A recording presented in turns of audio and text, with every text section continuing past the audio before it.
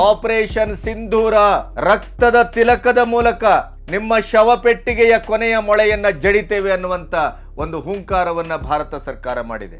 ನಮ್ಮ ಹೆಣ್ಣು ಮಕ್ಕಳ ಹಣೆಗೆ ಕೈ ಹಾಕಿದಂತ ಈ ರಕ್ತ ಪಿಪಾಸುಗಳ ಚೆಂಡಾಡುವಿಕೆ ಪಿಒಕೆಯಿಂದಲೇ ಆರಂಭ ಆದದ್ದು, ಅತ್ಯಂತ ವಿದ್ಯುಕ್ತವಾದ ಆರಂಭ ಆದದ್ದು.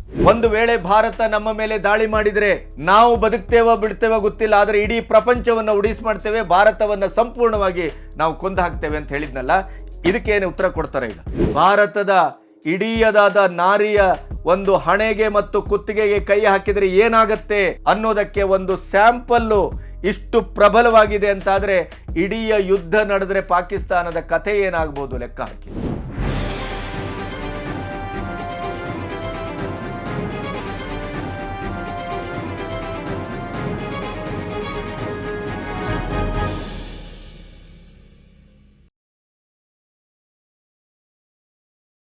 ನಮಸ್ತೆ, ಬಿ ಗಣಪತಿ ನ್ಯೂಸ್ ಚಾನಲ್ಗೆ ಸ್ವಾಗತ. ಇವತ್ತು ಭಾರತದ ಪಾಲಿಗೆ ನಿಜಕ್ಕೂ ದೀಪಾವಳಿ. ನಾನು ಮೊನ್ನೆಯಿಂದನೂ ಹೇಳ್ತಾ ಬರ್ತಾ ಇದ್ದೆ, ಒಂದು ಶಬ್ದವನ್ನು ಬಳಸ್ತಾ ಇದ್ದೆ, ಅತ್ಯಂತ ಹೆಮ್ಮೆಯಿಂದ ಇವತ್ತು ಅದನ್ನು ಹೇಳ್ತಾ ಇದ್ದೇನೆ. ಏನು ಅಂತಂದರೆ, ಅದೇ ಪೆಹಲ್ಗಾಮ್ ದಾಳಿಯಲ್ಲಿ ನಮ್ಮ ಸಹೋದರಿಯರ ಕುಂಕುಮವನ್ನು ಮತ್ತು ಕರಿಮಣಿಯನ್ನು ಚೀನಿಸಲಾಗಿದೆ. ಆ ಕರಿಮಣಿ ಮತ್ತು ಕುಂಕುಮದ ಮೇಲೇ ದಾಳಿ ನಡೆದಿದೆ. ಇದನ್ನು ನಾನು ನಿರಂತರವಾಗಿ ಹೇಳ್ತಾ ಬಂದಿದ್ದೆ. ಈ ರಕ್ತ ಪಿಪಾಸುಗಳು ಇವತ್ತು ನಮ್ಮ ಹೆಣ್ಣು ಮಕ್ಕಳ ಕುಂಕುಮಕ್ಕೆ ಮತ್ತು ಕರಿಮಣಿಗೆ ಕೈ ಹಾಕಿದ್ದಾರೆ. ಅಮಾಯಕರ ಬಲಿದಾನವನ್ನು ಬಲಿ ಹಾಕುವ ಕೆಲಸವನ್ನು ಈ ರಕ್ತ ಪಿಪಾಸುಗಳು ಮಾಡಿದ್ದನ್ನು ಭಾರತ ಎಂದೂ ಮರೆಯಲಿಕ್ಕೆ ಸಾಧ್ಯ ಇಲ್ಲ. ಭಾರತ್ ಮಾತಾ ಕಿ ಜೈ ಅನ್ನುವಂಥ ನಾವು ನೆಲದಲ್ಲಿ, ನೀರಿನಲ್ಲಿ, ಪ್ರತಿಯೊಂದು ಪಂಚಭೂತಗಳಲ್ಲೂ ಮೊದಲಾಗಿ ಕಾಣುವುದದ್ದು ನಾವು ಮಾತೆಯನ್ನು, ನಾವು ಶಕ್ತಿ ದೇವತೆಯನ್ನು ಪೂಜಿಸುವವರು. ಹಾಗಾಗಿ ನಮ್ಮ ಹೆಣ್ಣು ಮಕ್ಕಳ ಹಣೆಗೆ ಕೈ ಹಾಕಿದ್ದಾರೆ, ಕುತ್ತಿಗೆಗೆ ಕೈ ಹಾಕಿದ್ದಾರೆ, ಧರ್ಮವನ್ನು ಕೇಳಿ ವಿವಸ್ತ್ರಗೊಳಿಸಿ ಅಲ್ಲಿ ಚಂಡಾಡಿದ್ದಾರೆ. ಇದರ ಪ್ರತಿಫಲವನ್ನು, ಇದರ ಪ್ರತಿಕಾರವನ್ನು ನಮ್ಮ ದೇಶ ಸರಿಯಾದ ಸಮಯದಲ್ಲಿ ತೆಗೆದುಕೊಳ್ಳುತ್ತದೆ ಅಂತ ನಿರಂತರವಾಗಿ ಹೇಳ್ತಾ ಬಂದಿದ್ದೆ. ಇವತ್ತು ಆಪರೇಷನ್ ಸಿಂಧೂರ ರಕ್ತದ ತಿಲಕದ ಮೂಲಕ ನಿಮ್ಮ ಶವಪೆಟ್ಟಿಗೆಯ ಕೊನೆಯ ಮೊಳೆಯನ್ನು ಜಡಿತೇವೆ ಅನ್ನುವಂಥ ಒಂದು ಹುಂಕಾರವನ್ನು ಭಾರತ ಸರ್ಕಾರ ಮಾಡಿದೆ. ನಿನ್ನೆ ಅಜಿತ್ ದೋವಲ್ ಒಟ್ಟಿಗೆ 1-to-1 ಪ್ರಧಾನಿ ಮೋದಿಯವರು 40 ನಿಮಿಷ ಮಾತಾಡಿದಾಗಲೇ ನಮಗದರ ಒಂದು ಸಂದೇಹ ಬಂದಿತ್ತು. ಕೇವಲ ಮಾಕ್ ಡ್ರಿಲ್ಲಿಗೆ ಒಂದು 7ನೇ ತಾರೀಖನ್ನು ನಿಗದಿಗೊಳಿಸಿದ್ದಲ್ಲ, ಅದೇ ಹೊತ್ತಿನಲ್ಲಿ ಭಾರತ ಪಾಕಿಸ್ತಾನದ ಮೇಲೆ ಎರಗುತ್ತದೆ ಅನ್ನುವಂಥದ್ದು. ಮತ್ತೆ ಇವತ್ತು ಪಿಒಕೆ ಮೇಲೆ ಏನು ಎರಗಿದೆ, 9 ಸ್ಥಳಗಳ ಮೇಲೆ ಏನು ದಾಳಿ ಮಾಡಿದೆ ಮತ್ತು 70ಕ್ಕೂ ಹೆಚ್ಚು ಉಗ್ರರನ್ನು ಮಟಾಶ್ ಮಾಡಲಾಗಿದೆ. ಅದು ಅತ್ಯಂತ ತಾರ್ಕಿಕವಾದದ್ದು ಮತ್ತು ಅತ್ಯಂತ ಸುಸಂಬದ್ಧವಾದಂಥ ದಾಳಿ. ಯಾಕೆ ಈ ಪ್ರಶ್ನೆ ಅಂತಂದರೆ, ಪಿಒಕೆಯೇ ಭಯೋತ್ಪಾದಕರನ್ನು ನಿರ್ಮಿಸುವ ಸ್ವರ್ಗ, ಭಯೋತ್ಪಾದಕರ ಮೇನ್ ಹೆಡ್ ಕ್ವಾರ್ಟರ್ಸ್, ಭಯೋತ್ಪಾದಕರ ಒಂದು ಸೂಪರ್ ಕಂಟ್ರೋಲಿಂಗ್ ಪವರ್ ಇರುವುದೇ ಅಲ್ಲಿ. 200-300 ಎಕರೆಗಳಲ್ಲಿ ತರಬೇತಿ ಶಿಬಿರವನ್ನು ಮತ್ತು ಉಗ್ರ ಭಾಷಣವನ್ನು ಎಲ್ಲವನ್ನು ಹಫೀಜ್ ಸಯ್ಯದ್ದಿಂದ ಹಿಡಿದು ಜೈಷೆ ಮೊಹಮ್ಮದ್ನ ಸಂಘಟನೆಯಿಂದ ಹಿಡಿದು ಪ್ರತಿಯೊಂದು ಕೂಡ ಅಲ್ಲಿಂದನೇ ನಡೀತಾ ಇತ್ತು.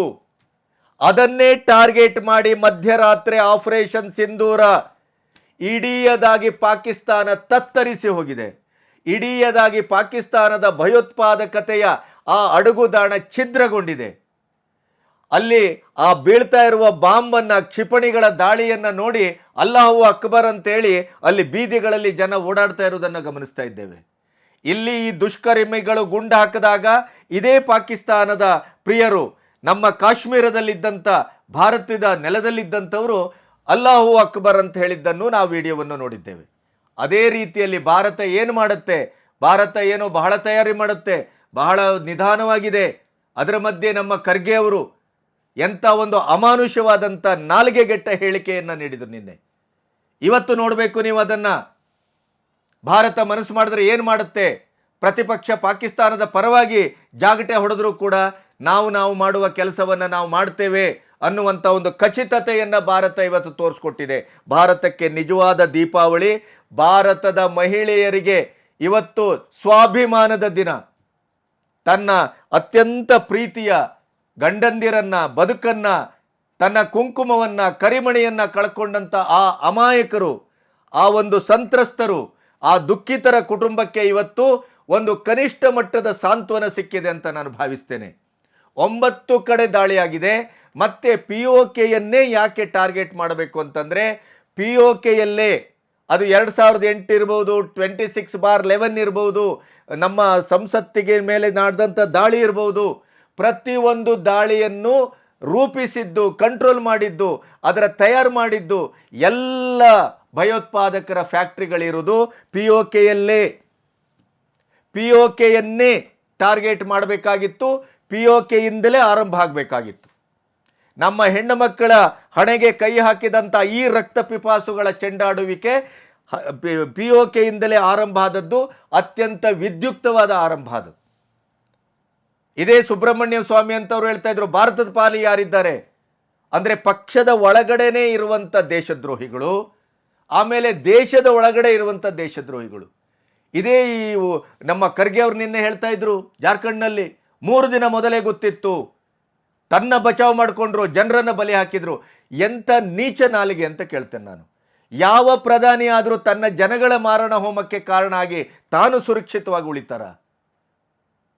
ಇಂಥ ನೀಚ ಹೇಳಿಕೆಯನ್ನು ಕೊಡುವ ಮೂಲಕ ನೀವು ಏನನ್ನು ಸಾಧಿಸ್ತೀರಿ? ಏನನ್ನು ರಾಜಕೀಯ ಮಾಡ್ತೀರಿ? ಯಾವ ದೇಶದಲ್ಲಿ ನಿಂತಿದ್ದೀರಿ ನೀವು? ಪಾಕಿಸ್ತಾನದವರು ಮಾತಾಡುವ ರೀತಿಯಲ್ಲಿ ನೀವು ಮಾತಾಡ್ತಾ ಇದ್ದೀರಲ್ಲ. ಪಾಕಿಸ್ತಾನದ ಬಹುಪ್ರಾಂತ್ಯಗಳು ಇವತ್ತು ಮುಲ್ಲಾಗಳಿಂದ ಹಿಡಿದು ಕುರಾನ್ ಮೇಲೆ ಆಣೆ ಮಾಡಿ ಭಾರತದ ಪರವಾಗಿ ನಿಲ್ತಾ ಇದ್ದಾರೆ. ಆದರೆ ನಮ್ಮದೇ ಪ್ರತಿಪಕ್ಷದ ನಾಯಕರು ಅಲ್ಲಿ ಸರ್ವಪಕ್ಷ ಸಭೆಯಲ್ಲಿ ಪಂಚೇಂದ್ರಿಯಗಳನ್ನು ಮುಚ್ಕೊಂಡು ಕೂತ್ರಿ. ಅಲ್ಲಿ ಯಾಕೆ ಹೇಳಿಲ್ಲ? ಯಾವುದೋ ಪೇಪರಲ್ಲಿ ಬಂತಂತೆ. ಪೇಪರಲ್ಲಿ ನಮಗೂ ಬಂದಿತ್ತು. ರಾಜೀವ್ ಗಾಂಧಿ ಹತ್ಯೆ ಸಂದರ್ಭದಲ್ಲಿ ಮಾಧ್ಯಮಗಳು ಹೇಳಿದ್ವು, ಬೆಳಗ್ಗೆ 7 ಗಂಟೆಗೆ ತಿಂಡಿ ತಿಂತಾ ಇರುವಾಗ ಸೋನಿಯಾ ಗಾಂಧಿ ಅವರ ಹತ್ರ ನನಗೆ ಜ್ವರ, ಆದ್ದರಿಂದ ನಾನು ಇವತ್ತು ಪ್ರೋಗ್ರಾಮ್ಗೆ ಹೋಗೋದಿಲ್ಲ ಅಂತ ಹೇಳಿದ್ರು ಕೂಡ ಒತ್ತಾಯ ಮಾಡಿ ಇವತ್ತು ನೀವು ಭಾಗವಹಿಸಲೇಬೇಕು ಅಂತೇಳಿ ಕಳಿಸಿದ್ರು. ಅಲ್ಲಿ ಯಾವುದೇ ಸೋನಿಯಾ ಗಾಂಧಿ ಎಲ್ಲ ಸಭೆಗಳಲ್ಲೂ ಭಾಗವಹಿಸಿದ್ರು, ಅದು ಒಂದು ಸಭೆಯಲ್ಲಿ ಭಾಗವಹಿಸಿಲ್ಲ. ಯಾಕೆ? ಅದನ್ನು ಪತ್ರಿಕೆಯವರು ಪಾಯಿಂಟ್ಔಟ್ ಮಾಡಿದರು. ಹಾಗಾದರೆ ಇದರ ಷಡ್ಯಂತ್ರದ ಹಿಂದೆ ಸೋನಿಯಾ ಗಾಂಧಿ ಇದ್ದಾರೆ ಅಂತ ನಾವು ಭಾವಿಸ್ಬೇಕೇನೋ? ಪತ್ರಿಕೆಯಲ್ಲಿ ಮಾಧ್ಯಮದಲ್ಲಿ ಬಂದದ್ದನ್ನು ಇಟ್ಟುಕೊಂಡು ನೀವು ಇಂಥ ಒಂದು ದೇಶದ್ರೋಹದ, ಇಂಥ ಒಂದು ಪ್ರಧಾನಿಯ ಮೇಲೆ ಇಂಥ ಒಂದು ಆಪಾದನೆ ಮಾಡ್ತಿರಲ್ಲ. ನಿಮಗೆ ಮನುಷ್ಯತ್ವ ಇದೆಯಾ? ನಿಮಗೆ ಒಂದು ಸಕಾರಣವಾದಂಥ ಒಂದು ತಾರ್ಕಿಕವಾದಂಥ ಯೋಚನೆ ಮಾಡುವ ಬುದ್ಧಿಶಕ್ತಿಯನ್ನು ಕಳ್ಕೊಂಡಿದ್ದೀರಾ ನೀವು?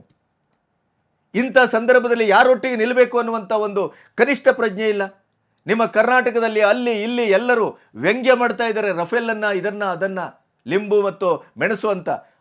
ಅವರಿಗೆ ಬುದ್ಧಿ ಹೇಳಬೇಕಾದಂಥವರು ನೀವೇ ಕೂತ್ಕೊಂಡು ಈ ಥರ ಮಾತಾಡ್ತೀರಿ ಅಂತಾದರೆ ಇವತ್ತದಕ್ಕೆ ತಕ್ಕ ಉತ್ತರವನ್ನು ಭಾರತ ಕೊಟ್ಟಿದೆ. ಯಾವ ಲೆವೆಲ್ಗೆ ಅಂತಂದರೆ ಪಾಕಿಸ್ತಾನ್ ಪತ್ರಗುಟ್ಟೋಗಿದೆ. ನಿನ್ನೆ ಒಬ್ಬ ಪಾಕಿಸ್ತಾನದ ರಕ್ಷಣಾ ಸಚಿವ ಹೇಳ್ತಾ ಇದ್ನಲ್ಲ, ಒಂದು ವೇಳೆ ಭಾರತ ನಮ್ಮ ಮೇಲೆ ದಾಳಿ ಮಾಡಿದರೆ ನಾವು ಬದುಕ್ತೇವೋ ಬಿಡ್ತೇವೋ ಗೊತ್ತಿಲ್ಲ, ಆದರೆ ಇಡೀ ಪ್ರಪಂಚವನ್ನು ಉಡಿಸ್ ಮಾಡ್ತೇವೆ, ಭಾರತವನ್ನು ಸಂಪೂರ್ಣವಾಗಿ ನಾವು ಕೊಂದು ಹಾಕ್ತೇವೆ ಅಂತ ಹೇಳಿದ್ನಲ್ಲ. ಇದಕ್ಕೇನು ಉತ್ತರ ಕೊಡ್ತಾರೆ? ಈಗ 3 ದಳಗಳು ಸೇರಿ ಇವತ್ತು ಕ್ಷಿಪಣಿ ದಾಳಿಯ ಮೂಲಕ ಸರಿಯಾಗಿ ಪಾಯಿಂಟ್ಔಟ್ ಮಾಡಲಾಗಿದೆ. ಈ ಎಲ್ಲ ವಿವರಗಳನ್ನು ಈಗ ಈ ಹೊತ್ತಿಗೆ ಎಷ್ಟು ವಿವರಗಳು ಸಿಗ್ತಾವೋ, ಎಷ್ಟು ಚಿತ್ರಗಳು ವಿಡಿಯೋಗಳು ಸಿಗ್ತಾವೋ ನಿಮ್ಮೆದುರು ಇವತ್ತು ಅದನ್ನು ಪ್ರಸ್ತುತಪಡಿಸ್ತೇವೆ ಅತ್ಯಂತ ಹೆಮ್ಮೆಯಿಂದ. ಭಾರತ ಈ ಬಾರಿ ಪಾಕಿಸ್ತಾನವನ್ನು ನೆಲಸಮಗೊಳಿಸ್ತೇವೆ. ಭಾರತ ಇಡೀ ಭಾರತೀಯರ ನಿರೀಕ್ಷೆಯ ಪ್ರಕಾರ ಪಾಕಿಸ್ತಾನವನ್ನು ಉಡೀಸ್ ಮಾಡುತ್ತೆ. ಅದನ್ನು ಸ್ಪಷ್ಟವಾಗಿ ಮಾಡಿದೆ. ಶೃಂಗಸಭೆಯಲ್ಲಿ ನಿನ್ನೆ ಅಷ್ಟೇ ಹೇಳಿದರು ಪ್ರಧಾನಿ, ಭಾರತದ ನೀರು ಭಾರತದ ಪಾಲಿಗೆ ಮಾತ್ರ ಅಂತ. ಚಿನಾಬ್ ನದಿಯಲ್ಲಿ 20-30 ಅಡಿ ಇರುವಂಥದ್ದು ಇವತ್ತು 2 ಅಡಿಗೆ ಕುಸಿದಿದೆ, ಬರಡಾಗಿ ಹೋಗಿದೆ. ಇದರ ಮಧ್ಯೆ ಈಗ ಆರಂಭಗೊಂಡಿದೆ ನೋಡಿ. ಪಾಕ್ POK ಮೇಲೆ ಅಟ್ಯಾಕ್ ಮಾಡಿದಂಥ ಟೆರರ್ ಕ್ಯಾಂಪ್ಗಳನ್ನು ಧ್ವಂಸ ಮಾಡಲಾಗಿದೆ. 70ಕ್ಕೂ ಹೆಚ್ಚು ಭಯೋತ್ಪಾದಕರು ನರಮೇಧ ಆಗಿದೆ. ಅದರ ಜೊತೆಗೆ ಸಂಪೂರ್ಣವಾಗಿ 200-300 ಎಕರೆಗಳಲ್ಲಿ ಅವರು ಏನು ಟೆರರ್ ಕ್ಯಾಂಪ್ಗಳನ್ನು ಹಾಕಿ ತರಬೇತಿ ಕೊಡ್ತಾ ಇದ್ರೋ ಅದೆಲ್ಲವನ್ನು ನೆಲಸಮ ಮಾಡಲಾಗಿದೆ. ಅದಕ್ಕಿಂತ ಮುಖ್ಯವಾಗಿ ಜೈಷೆ ಮೊಹಮ್ಮದಿನ ಒಬ್ಬ ಕಮಾಂಡರ್, ಅವನು 2019ರ ಪುಲ್ವಾಮಾ ದಾಳಿಯ ಏನು ಮಾಸ್ಟರ್ ಮೈಂಡ್ ಇದ್ನಲ್ಲ, ಅವನನ್ನೇ ಕೊಂದು ಕಳೆದಿದೆ ಭಾರತದ ಸೇನೆ ಸಂಪೂರ್ಣವಾಗಿ ನಿಷ್ಕ್ರಿಯವಾಗಿ ಯೋಚನೆ ಮಾಡ್ತದೆ ಅಂತ ಯಾರೂ ಭಾವಿಸಬೇಕಾಗಿಲ್ಲ. ಅದರ ತಯಾರಿ ಯಾವ ರೀತಿ ಅಂತಂದರೆ, ಹುಲಿ ಅಥವಾ ಸಿಂಹ ಆರಂಭದಲ್ಲಿ ಅದು ಮೌನವಾಗಿ ಎಲ್ಲೋ ಒಂದು ಕಡೆ ನೋಡ್ತಾ ಕೂತಿದೆ ಅಂತಂದರೆ ಅದರ ನಿಶಕ್ತಿ ಅಲ್ಲ, ಅದು ಅದರ ಟಾರ್ಗೆಟನ್ನು ಅದು ಮಾಡ್ತಾ ಇದೆ, ಹೊಂಚು ಹಾಕ್ತಾ ಇದೆ ಅಂತ ಅರ್ಥ. ಅದು ಏಪ್ರಿಲ್ 22ರಿಂದ ಇವತ್ತಿನವರೆಗಿನ ಈ ಒಂದು ಅವಧಿ ಏನಿತ್ತಲ್ಲ, ಅದು ಸಂಪೂರ್ಣವಾದ ತಯಾರಿ. ಟ್ರಂಪ್ ತಕ್ಷಣ ಪ್ರತಿಕ್ರಿಯಿಸಿದ್ದಾರೆ, ಪಾಕಿಸ್ತಾನಕ್ಕೆ ನಾಚಿಕೆ ಆಗಬೇಕು, ಪಾಕಿಸ್ತಾನ ಇಂಥ ಭಯೋತ್ಪಾದಕತೆಯ ಒಂದು ಹೊಂಡವಾಗಿರೋದಕ್ಕೆ ಅದು ಅಸಹ್ಯ ಪಡಬೇಕು, ಯುದ್ಧ ಭಾರತ ಅತಿ ಬೇಗ ಮುಗಿಸ್ತದೆ ಅಂತ ನಾನು ನಿರೀಕ್ಷೆ ಮಾಡ್ತೇನೆ ಅಂತ ವಿಶ್ವಸಂಸ್ಥೆಯಲ್ಲಿ ತಬರಾಕಿ ಹೊಡೆದು ಕಳಿಸಲಾಗಿದೆ. ಚೈನಾ ವಿಶ್ವಸಂಸ್ಥೆಯಲ್ಲೇ ಭಾರತ ಉಗ್ರವಾಗಿ ಪಾಕಿಸ್ತಾನದ ಮೇಲೆ ತಾತ್ಪೂರ್ತಿಕವಾಗಿ ಸಾಕ್ಷ್ಯ ಸಮೇತ ಎರಗದಾಗ ಮೌನವಾಗಿ ಕೂತಿತ್ತು ಫಸ್ಟ್ ಟೈಮ್. ಅಂದರೆ ಇಡೀ ಪಾಕಿಸ್ತಾನ ಬಲೂಚಿ ಮತ್ತು ತಾಲಿಬಾನ್ಗಳ ಅಟ್ಯಾಕನ್ನೇ ಸಹಿಸ್ಲಿಕ್ಕೆ ಆಗ್ತಾ ಇಲ್ಲ, ಭಾರತವನ್ನು ಹೇಗೆ ಸಹಿಸ್ಲಿಕ್ಕೆ ಸಾಧ್ಯ?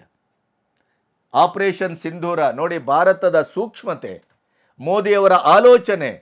ಅಜಿತ್ ದೋವಲ್ 7-8 ವರ್ಷ ಪಾಕಿಸ್ತಾನದಲ್ಲೇ ಇದ್ದು ಅಲ್ಲಿಯ ಇಡೀದಾದಂಥ ಒಂದು ನೆಲಚರಿತ್ರೆಯನ್ನು, ಅವರ ಒಂದು ಭಯೋತ್ಪಾದಕ ಚರಿತ್ರೆಯನ್ನು ಅಧ್ಯಯನ ಮಾಡಿ ಬಂದಂಥ ಒಬ್ಬ ಮಹಾಶೂರ. ಅವರೊಟ್ಟಿಗೆ ನಿನ್ನೆ 40 ನಿಮಿಷದ ಮಾತುಕತೆ ಆದಾಗಲೇ ಬಹುತೇಕ ಒಂದು ಸಂದೇಹ ಬಂದಿತ್ತು, ಏನೋ ಆಗತ್ತೆ ಅಂತ.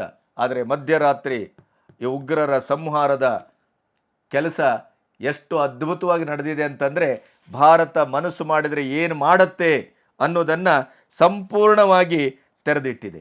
9 ಕಡೆ ದಾಳಿಯಾಗಿದೆ. ಕೋಟ್ಲಿ, ಗುಲ್ಫರ್, ಗುಲ್ಟರ್, ಚಾರ್ ಆರ್ಮೋ, ಈ ಎಲ್ಲ ಈ ಮುರಳಿಕೆ ಅಂತ ಒಂದಿದೆಯಲ್ಲ, ಮುರಳಿಕೆ ಅಂತ ಒಂದು ಊರು, ಆ ಪ್ರದೇಶದ ಮೇಲೆ ದಾಳಿಯಾದದ್ದು ಯಾಕೆ ಬಹಳ ಮುಖ್ಯ ಅಂದರೆ, ಹಫೀಜ್ ಸಯ್ಯದ್ನ ಪರ್ಮನೆಂಟ್ ಟೆಂಟ್ ಇಲ್ಲೇ ಇದ್ದದ್ದು, ಇಲ್ಲಿಂದನೇ ಅವನನ್ನು ಶಿಫ್ಟ್ ಮಾಡಲಾಗಿದೆ. 2008ರ ಮುಂಬೈ ದಾಳಿಯ ಮಾಸ್ಟರ್ ಮೈಂಡು ಇಲ್ಲೇ ತಯಾರಾದದ್ದು, ಇಲ್ಲೇ ತರಬೇತಿಗೊಳಿಸಿ ಕಳಿಸಿದ್ದು. ಇಲ್ಲಿ 200-300 ಎಕರೆ ಜಮೀನಿನಲ್ಲಿ ಇವರ ಈ ತರಬೇತಿ ಕ್ಯಾಂಪು ಇಲ್ಲಿದೆ.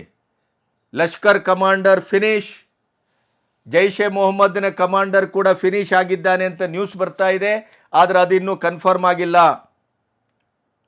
ಪುಲ್ವಾಮಾ ದಾಳಿಯ ಮಾಸ್ಟರ್ ಮೈಂಡ್ ಕೂಡ ಇಲ್ಲೇ ಇದ್ದ, ಜೈಷ್ ಎ ಮೊಹಮ್ಮದ್ನ ಇಡೀ ಆ ಮಾಸ್ಟರ್ ಮೈಂಡ್ ಇಲ್ಲೇ ಇದ್ದ, ಅವನನ್ನೇ ಟಾರ್ಗೆಟ್ ಮಾಡಿ ಹೊಡೆಯಲಾಗಿದೆ. ನೋಡಿ, ಭಾರತದ ಈ ಒಂದು ದಾಳಿ ಇದೆಯಲ್ಲ, ಇದು ಆರಂಭವೇ ಇಷ್ಟು ರಣಭಯಂಕರವಾಗಿರುವಾಗ ಭಾರತದ ಇಡೀಯದಾದ ನಾರಿಯ ಒಂದು ಹಣೆಗೆ ಮತ್ತು ಕುತ್ತಿಗೆಗೆ ಕೈ ಹಾಕಿದರೆ ಏನಾಗತ್ತೆ ಅನ್ನೋದಕ್ಕೆ ಒಂದು ಸ್ಯಾಂಪಲ್ಲು ಇಷ್ಟು ಪ್ರಬಲವಾಗಿದೆ ಅಂತಾದರೆ, ಇಡೀ ಯುದ್ಧ ನಡೆದರೆ ಪಾಕಿಸ್ತಾನದ ಕಥೆ ಏನಾಗ್ಬೋದು ಲೆಕ್ಕ ಹಾಕಿ. ಇವತ್ತು ಖರ್ಗೆಯವರು, ರಾಹುಲ್ ಗಾಂಧಿ, ನೀವು ಇಡೀ ಚರಿತ್ರೆಯಲ್ಲಿ ಏನು ಮಾಡಿದ್ರಿ ಅಂತ ನೀವು ಯೋಚನೆ ಮಾಡಬೇಕು. ನಿಮ್ಮ UPA ಗೌರ್ಮೆಂಟಲ್ಲಿ ಇವತ್ತು ನಡೆದಂಥದ್ದನ್ನು ನಾವು ನಿಜ ದೀಪಾವಳಿ ಅಂತ ಆಚರಿಸ್ತೇವೆ. ಭಾರತದ ಸ್ವಾಭಿಮಾನದ ಮೇಲೆ, ಭಾರತದ ಹೆಣ್ಣು ಮಕ್ಕಳ ಮೇಲೆ ದಾಳಿ ಮಾಡಿದ್ರಲ್ಲ, ಅದಕ್ಕೆ ಯಾವ ರೀತಿಯ ಶಾಸ್ತಿಯನ್ನು ನಾವು ಮಾಡ್ತೇವೆ ಅಂತಂದರೆ, ಹೆಸರಿಟ್ಟು ಹೊಡಿತೇವೆ ರೀ, ಆಪರೇಷನ್ ಸಿಂಧೂರ. ನೀವು ನಮ್ಮ ಹೆಣ್ಮಕ್ಕಳ ಕುಂಕುಮವನ್ನು ಅಳಿಸಿ ಹಾಕಿದ್ರಲ್ಲ, ಅದಕ್ಕೆ ನಿಮ್ಮ ಇಡೀ ಜಂಗಾಬಲವನ್ನು, ನಿಮ್ಮ ಇಡೀ ನೆಲೆಯನ್ನು ಸಂಪೂರ್ಣವಾಗಿ ಇತಿಹಾಸದಿಂದಲೇ ನಾಮಾವಶೇಷ ಮಾಡ್ತೇವೆ. ಇದು ಆರಂಭ ಅಂತ. ಇದು ಭಾರತದ, ಹೊಸ ಭಾರತದ, ನವ ಭಾರತದ, ಮೋದಿ ಭಾರತದ ತಾಕತ್ತು. ಅದನ್ನು ನೋಡಿ ಹೊಟ್ಟೆಯಲ್ಲಿ ಉರಿ ಬೀಳ್ತಾ ಇದೆ ಈ ಕಾಂಗ್ರೆಸ್ಸಿನ ಬಡ್ಡಿ ಮಕ್ಕಳಿಗೆ.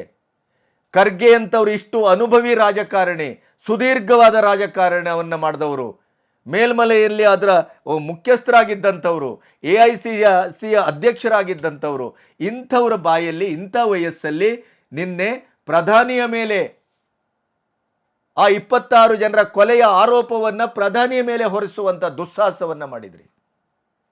ಈ ಭಾರತ ಮಾತೆ ಆಗ್ಬೋದು, ಭಾರತೀಯರಾಗ್ಬೋದು, ನಿಮ್ಮನ್ನು ದೇವರನಿಗೂ ಕ್ಷಮಿಸೋದಿಲ್ಲ. ಯಾವುದೋ ಪೇಪರಿನಲ್ಲಿ ಬಂದಂಥ ವರದಿಯನ್ನು ನೋಡಿ ನೀವು ಇಂಥ ಒಂದು ದುಸ್ಸಾಹಸಕ್ಕೆ ಕೈ ಹಾಕ್ತೀರಿ ಅಂತಾದರೆ, ನೀವು ಆಡಳಿತದಲ್ಲಿದ್ದವರು, ನಿರಂತರವಾಗಿ 56 ವರ್ಷ ಆಡಳಿತ ಮಾಡಿದವರು, 75 ವರ್ಷದಲ್ಲಿ ಇಡೀಯದಾಗಿ ಭಾರತವನ್ನು ಸಂಪೂರ್ಣವಾಗಿ ನಿಶ್ಶತ್ರೀಕರಣಗೊಳಿಸಿದವರು, ನಿರಾಭಿಮಾನಕ್ಕೆ ತುತ್ತು ಮಾಡಿದವರು, ಇದೇ POKಯನ್ನು ನಿಮ್ಮದೇ ಯಜಮಾನ ಜವಾಹರ್ಲಾಲ್ ನೆಹರು ಕೈ ಎತ್ತಿ ಕೊಟ್ಟದ್ದು, ಪಾಕಿಸ್ತಾನಕ್ಕೆ ಸಂಪೂರ್ಣವಾಗಿ ಸಹಕಾರಿಯಾಗಿ ನಿಂತದ್ದು. ಕಾಶ್ಮೀರವನ್ನು ಪ್ರತ್ಯೇಕವಾಗಿ ಸಾಂವಿಧಾನಿಕವಾಗಿ ಒಡೆದು ಹಾಕಿದ್ದ ಶ್ರೇಯಸ್ಸಿದ್ರೆ ಅದು ನೆಹರುಗೆ ಸಲ್ಲಬೇಕು. ಇಂಥ ಚಾರಿತ್ರಿಕ ಪ್ರಮಾದವನ್ನು ಸರಿ ಮಾಡಲಿಕ್ಕೆ ಹೊರಟಂತ ಏಪ್ರಿಲ್ 16ಕ್ಕೆ ಮೋದಿಯವರ ಕಾರ್ಯಕ್ರಮ ರದ್ದುಗೊಂಡಿದೆ. ಯಾಕೆಂದರೆ ಮಳೆ ಮತ್ತು ಹವಾಮಾನ. ನೀವು 3 ದಿನ ಅಂತ ಹೇಳ್ತೀರಿ, ಏಪ್ರಿಲ್ 22ಕ್ಕೆ 3 ದಿನ ಅಂದರೆ ಯಾವಾಗ? ಏಪ್ರಿಲ್ 22ಕ್ಕೆ ನಡೆದಂಥ ಘಟನೆ ಪೆಹಲ್ಗಾಮ್. 16ಕ್ಕೆ ಕ್ಯಾನ್ಸಲ್ ಆಗಿದೆ ಹವಾಮಾನದ ಒಂದು ವೈಪರೀತ್ಯದ ಕಾರಣಕ್ಕಾಗಿ. ಆಡಳಿತದಲ್ಲಿದ್ದವರು, ರಾಜಕಾರಣವನ್ನು ಸುದೀರ್ಘವಾಗಿ ಮಾಡ್ಕೊಬಂದವರು, ಇಂಥ ಅನುಭವಿ ರಾಜಕಾರಣಿ, ಇಂಥ ಆತ್ಯಂತಿಕ ಸ್ಥಿತಿಯಲ್ಲಿ ನೀವು ಇಂಥ ಮಾತಾಡ್ತಿರಲ್ಲ. ಮಾನ ಮರ್ಯಾದೆ ದೇಶಾಭಿಮಾನದ ಒಂದು ಕಿಂಚಿತ್ತು ಕೂಡ ನಿಮ್ಮ ಎದೆಯಲ್ಲಿ ಇಲ್ಲ ಅನ್ನೋದಕ್ಕೆ ನಿನ್ನೆ ನೀವು ಸಾಕ್ಷಿ ಕೊಟ್ರಿ. ನೀವು ರಾಜಕೀಯ ಅಲ್ಲ ಮಾಡಿದ್ದು, ನಿನ್ನೆ ನೀವು ಇಡೀ ದೇಶದ ಒಂದು ಸ್ವಾಭಿಮಾನಕ್ಕೆ ಬರೆ ಎಳೆಯುವ ಕೆಲಸ ಮಾಡಿದ್ರಿ. ಸಾಂವಿಧಾನಿಕವಾದ ಪೀಠಕ್ಕೆ ಒಂದು ಅವಮಾನ ಮಾಡಿದ್ರಿ. ಮೋದಿಯಂಥ ಒಂದು ಧೀಮಂತ ನಾಯಕನಿಗೆ ನಿನ್ನೆ ನೀವು ಒಂದು ಆಪಾದನೆ ಮಾಡುವ, ಕೊಲೆಪಾತಕ ಅನ್ನುವ ರೀತಿಯಲ್ಲಿ ಇಂಡೈರೆಕ್ಟ್ ಆಗಿ ಹೇಳಿದ್ದಿದೆಯಲ್ಲ, ಅದು ಅತ್ಯಂತ ನಿಮ್ಮ ಜೀವನದ ರಾಜಕಾರಣದ ಸಂಧ್ಯೆಯ ಸಂಪೂರ್ಣವಾದಂಥ ಒಂದು ಕ್ಷುದ್ರವಾದ ಕೆಲಸ.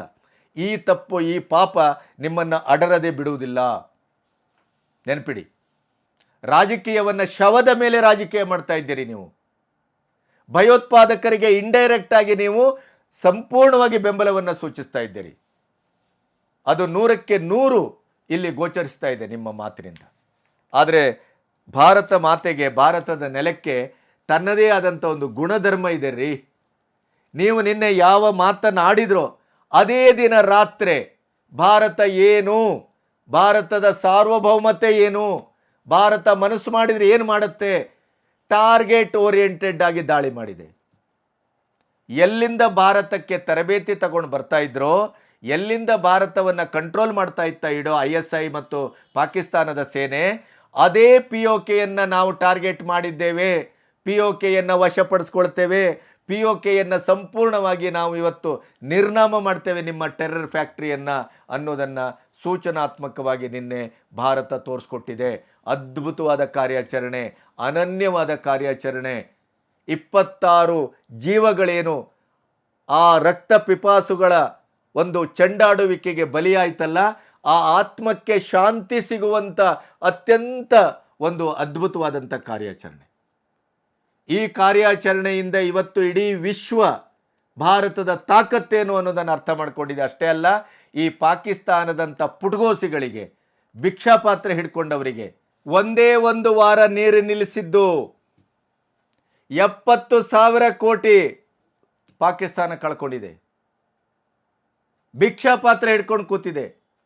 ನೀರು ನಿಲ್ಲಿಸಿದರೆ ನಾವು ನಿಮ್ಮ ರಕ್ತ ಹೀರ್ತೇವೆ ಅಂತಂದಂಥ ಬಿಲಾವಲ್ ಭುಟ್ಟೋ ಇವತ್ತು ಶಾಂತಿ ಶಾಂತಿ ಅಂತ ಇದ್ದಾನೆ. ನಾವು ಸತ್ತರೆ ನಿಮ್ಮನ್ನೂ ಕೊಲ್ತೇವೆ ಅನ್ನುವಂಥ ದುರಹಂಕಾರವನ್ನು ರಕ್ಷಣಾ ಸಚಿವ ನಿನ್ನೆಯಷ್ಟೇ ಹೇಳಿಕೆ ಕೊಟ್ಟಿದ್ರು. ಇವತ್ತು ನಿನ್ನೆ ರಾತ್ರಿನೇ ಭಾರತ ಅದಕ್ಕೆ ಉತ್ತರ ಕೊಟ್ಟಿದೆ. ಆಪರೇಷನ್ ಸಿಂಧೂರ ಇನ್ನಿದೆ, ಮಾರಿ ಹಬ್ಬ ಇನ್ನಿದೆ. ಪಾಕಿಸ್ತಾನಕ್ಕೆ ನಿಜವಾದಂಥ ದುರಂತದ ಪುಟಗಳು ಒಂದೊಂದಾಗಿ ತೆರೆದುಕೊಳ್ಳಿಕ್ಕಿದೆ. ಇನ್ನು ಕೇವಲ ನಾವು ಮಾಕ್ ಡ್ರಿಲ್ ಅಷ್ಟೇ ಮಾಡಿದ್ದೇವೆ, ಇನ್ನೇನು ಮಾಡಿಲ್ಲ. ನಿನ್ನೆ ವಾಯುಸೇನೆ ಹೇಳಿತ್ತು, ಇವತ್ತು ಸಂಜೆ 5:15 ತಾಸು ಪಾಕಿಸ್ತಾನದ ಗಡಿಯಲ್ಲಿ ನಾವು ಕವಾಯತನ್ನು ಮಾಡ್ತೇವೆ ಅಂತ. ಆದರೆ ಅದೇ 5:15 ಗಂಟೆಯ ಕವಾಯತನ್ನು ನಿರೀಕ್ಷೆ ಮಾಡ್ತಾ ಇರುವಂಥ ಪಾಕಿಸ್ತಾನಕ್ಕೆ ರಿಯಲ್ ಅಟ್ಯಾಕ್ ನಿನ್ನೆ ರಾತ್ರಿ ನಡೆಯುತ್ತದೆ ಅಂತ ಗೊತ್ತಿರಲಿಲ್ಲ. ದಂಗಾಗಿ ಹೋಗಿದೆ. ಇನ್ನು ನಮಗೆ ಉಳಿಗಾಲ ಇಲ್ಲ ಅನ್ನುವಂಥದ್ದನ್ನು ಅರ್ಥ ಮಾಡಿಕೊಂಡಿದೆ.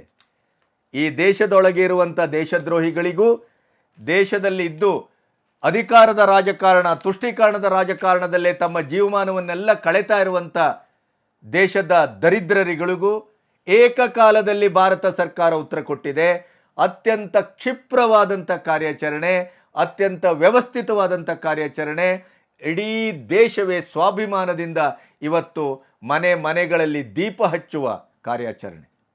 ಮಾಕ್ ಡ್ರಿಲ್ಲಿನ ಕಾರಣಕ್ಕಾಗಿ ಒಂದು ಹಂತದಲ್ಲಿ ದೀಪ ಆರಿಸಿ ನಾವು ಸುರಕ್ಷತಾ ಕ್ರಮವನ್ನು ಹೇಗೆ ಕೈಗೊಳ್ತೇವೋ, ಅದರ ನಂತರ ಅತ್ಯಂತ ಸ್ವಾಭಿಮಾನದಿಂದ ಇವತ್ತು ಎಲ್ಲರ ಮನೆಯಲ್ಲೂ ದೀಪ ಹಚ್ಚಿ ಅನ್ನುವಂಥ ಒಂದು ಸಂದೇಶವನ್ನು ಭಾರತ ಸರ್ಕಾರ ಕೊಟ್ಟಿದೆ.